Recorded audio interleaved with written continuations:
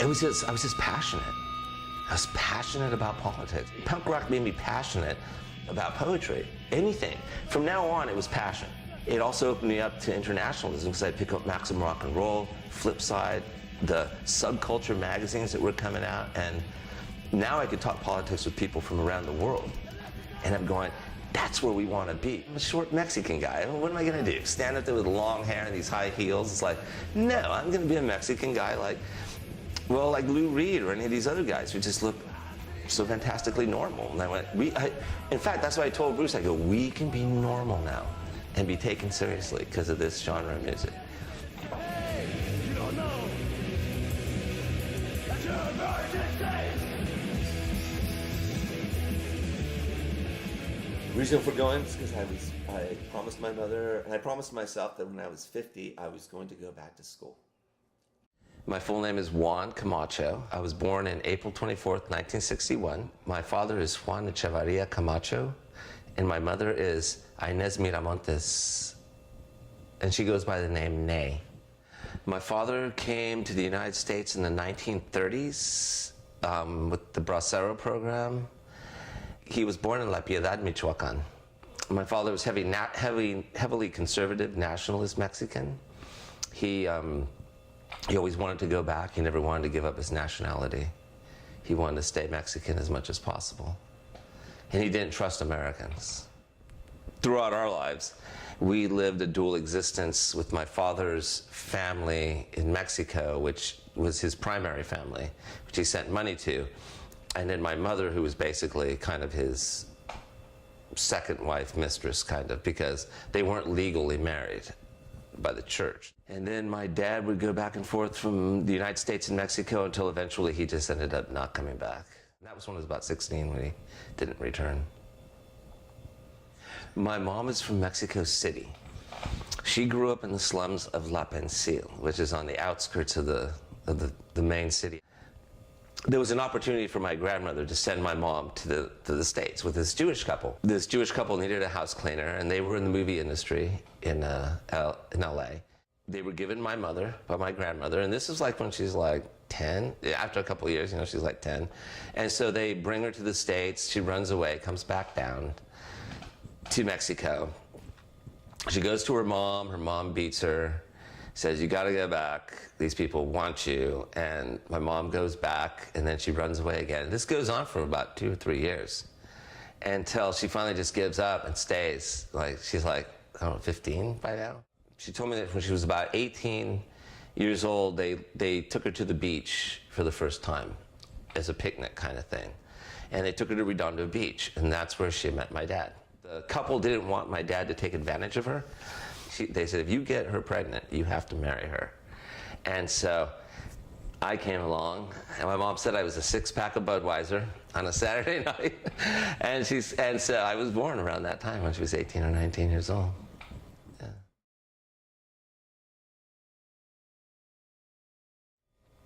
She had a best friend named Kathy, who turned her on to the song, These Boots Are Made for Walking by Nancy Sinatra.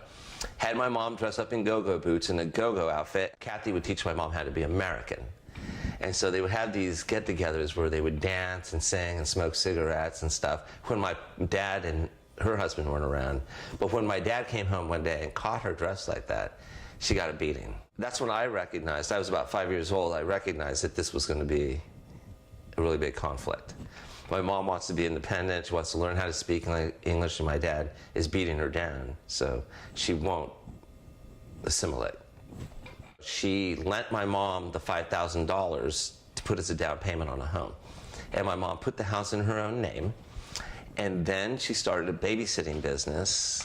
It grew into a pretty large business. So anyways, in a nutshell, that's my mom. She worked her ass off and got her citizenship, and you know, her house became really valuable, and yeah. So my dad and I had that conflict. I wasn't going to, I just was not going to do what he wanted me to do as far as like grow a mustache and hang out with gang kids. You know, it was like, I couldn't do it. I didn't know how to be violent or steal, you know, and that's what these guys wanted to do. They wanted to go around breaking windows, and so we just didn't. We just clashed, and I couldn't trust him. So that was my relationship with my dad.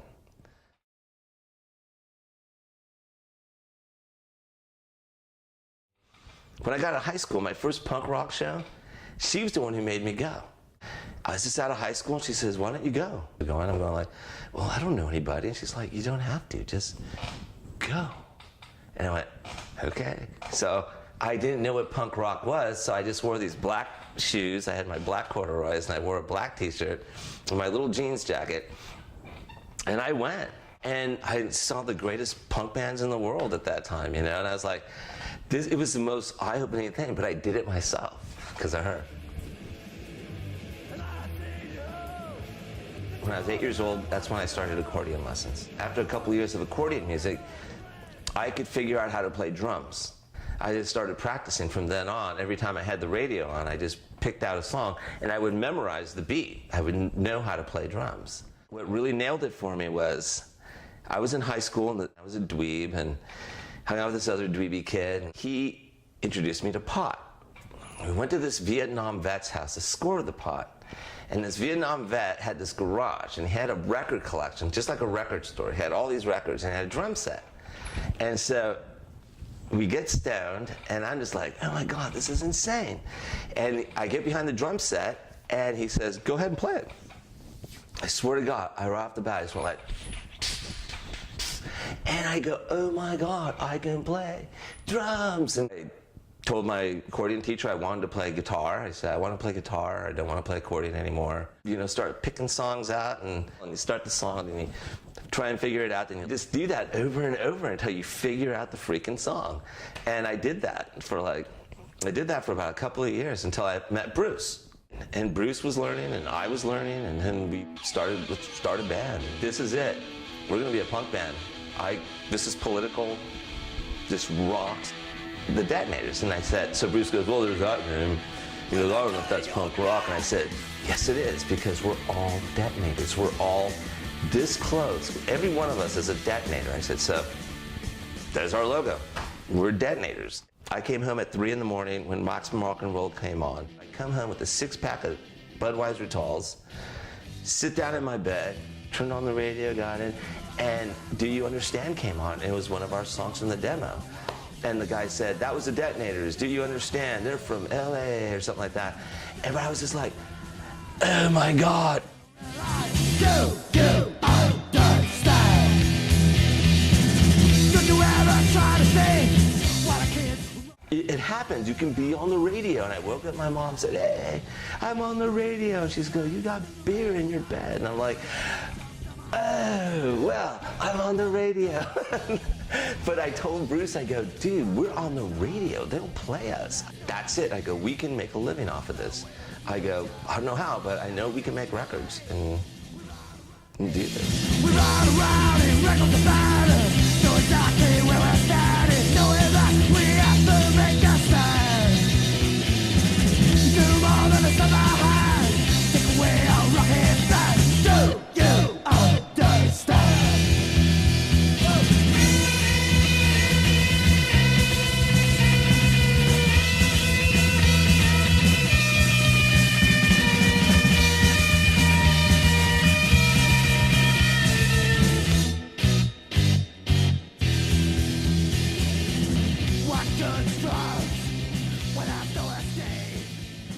I wasn't alone.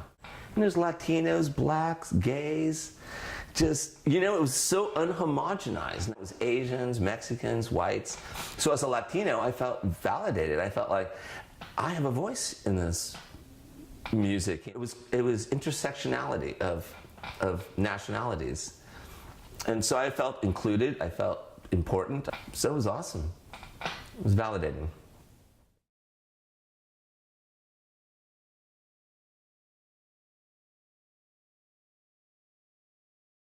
Coming to a college town, I'd never seen one. And I saw the river, the trees, and the people. And I walked on the university campus and I went, this is beautiful. Next thing you know, I'm like, I'm moving here.